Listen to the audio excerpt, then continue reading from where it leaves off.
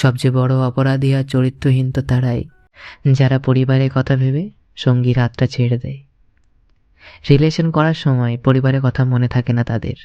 যখন বিয়ের কথা ওঠে তখনই তাদের ফ্যামিলির কথা মাথায় আসে। তখন পারিবারিক প্রেম জাগে, তখন বাবা মার সম্মানের কথা মাথায় আসে। ভাবে পরিবারে অসম্মান হবে। আমি বলছি না যে পরিবারের কথা চিন্তা করা ভালো না, অবশ্যই ভালো। কিন্তু সেই চিন্তা বিয়ের কথা উঠলেই মাথায় কেন আসে?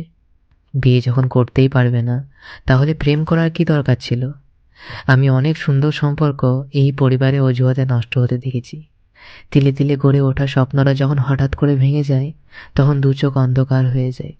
যখন কোনো মানুষ পরিবারে অজুহাত দেখিয়ে বলে, পরিবারে পছন্দ ছাড়া আমি বিয়ে করতে পারবো না রে, তো পরিবারের পছন্দেই প্রেম করতে পারলেন না কেন? শুধু শুধু অন্য একজনের সাথে প্রেম খেলা খেললেন। সবচেয়ে বড় অপরাধী তো হলো সেই যে স্বপ্ন ভাঙে, কিন্তু আফসোস, স্বপ্ন ভাঙার বিচার কোনো দেশেই হয় না।